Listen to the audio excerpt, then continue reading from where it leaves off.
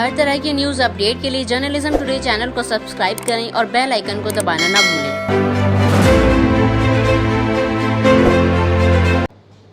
جو ہندوستان کی سب سے قدیم اور پرانی، کہنے کے لیے نہیں، آج کل کہنے کے لیے تو ہر آدمی ہر کچھ کہتا ہے، لیکن تاریخی اعتبار سے ساری دنیا جانتی ہے کہ 1906 میں کوئی ایسی مسلم تنظیم آرگنائزیشن نہیں تھی جب یہ قائم ہوئی تھی، اور اس کے پہلے جو اس کے لوگ تھے آپ دیکھیں گے کہ سب سے زیادہ وہی اس میدان کے مرد میدان تھے۔ اس کو ڈاکٹر تارا چند نے بہت زور سے کہا ہے اور پوری کتاب ہی لکھ ڈالی ہے کہ ایسی نہیں۔ ڈبلیو ہنٹر نے تو کہا کہ بھئی اس دیش کا مسئلہ اور اس کے انگریز کا مسئلہ، استعمار کا مسئلہ، تو یہ صرف اس کے مقابلے میں اگر کوئی نظر آتا ہے تو یہی، لیکن وہ وہابی اس وقت نام رکھتا تھا، آج بھی کسی نہ کسی وجہ سے بدنام کیا جاتا ہے۔ تو مرکزی جمعیت اہل حدیث نے کہ گھر میں ایک طرح سے آپ یہاں اس کی بڑی نحیف سی کمزور سی آواز پر آپ یہاں حاضر ہیں، اور گویا کہ ہم لوگ مانوتا کے اور انسانیت کے لیے جو کچھ ہو سکتا ہے کر گزرنے کے لیے اس شر و فساد کے زمانے میں، یہ لگتا ہے کہ بانٹنے کے لیے ہمارے پاس کوئی بھی ہو، کہیں بھی ہو، پڑھا لکھا ہو یا جاہل ہو، صرف انسانیت کی توہین جتنی کر لیں اسی میں خوشی ہے، جتنا زیادہ کسی کو دبا لے جائے اسی میں خوشی ہے، ہم ہیں تو دوسرا کوئی نہ رہے اسی میں خوشی ہے۔ ظاہر بات ہے کہ ایسے زمانے میں اگر کوئی کام کرنے کا ہے تو حقیقت میں اسی کو کرنے کا ہے۔ میں اس کے ساتھ ہی یہ بات عرض کروں کہ 9-10 نومبر کو آل انڈیا اہل حدیث کانفرنس جو رام لیلا کے میدان میں منعقد ہو رہی ہے اور بالکل قریب آ گئی ہے، اور اس کا جو یہ عنوان ہے تو اس ناحیے سے یہ بھی بہت اہم ہے کہ اسلام کیا کہتا ہے۔ ایک چیز یہاں رک کر کے 1 منٹ کے لیے سوچ لیں، غور کریں کہ اسلام اس وقت بہت زیادہ چرچے میں ہے، پوری دنیا میں چرچے میں ہے، اور اگر کچھ لوگ ہوتے تو کہتے کہ بدنام جو ہوں گے تو کیا نام نہ ہوگا، تو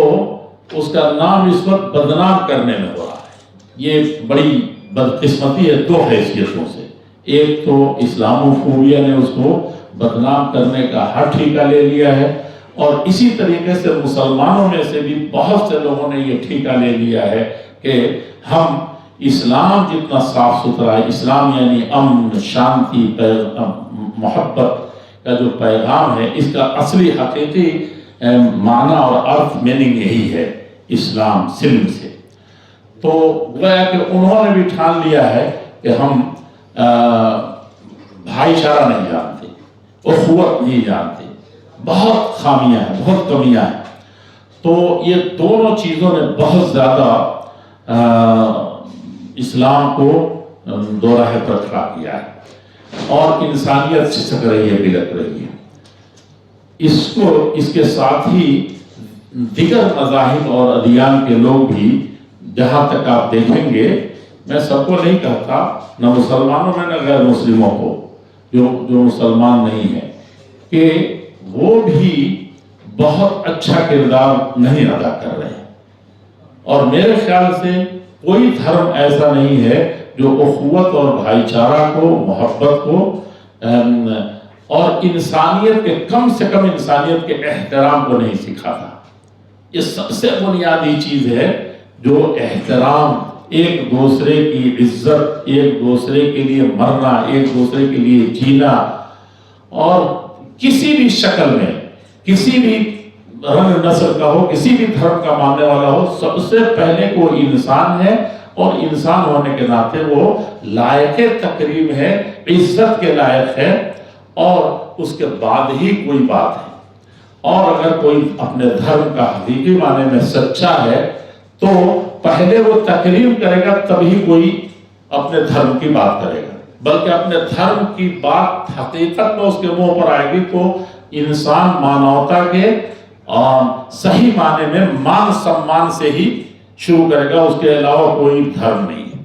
کچھ بھی نہیں۔ اسی لیے جو دھرموں میں آپ دیکھیں گے، اسلام کو میں تھوڑا سا جانتا ہوں، تو اس میں یہ سب سے بنیادی چیز ہے، سب سے پہلی چیز ہے کہ جو جتنا زیادہ سخت ہو انسانیت کے خلاف، حتیٰ کہ آپ کے خلاف، مسلمان کے خلاف بھی، اس کے ساتھ اتنے ہی اچھا برتاؤ۔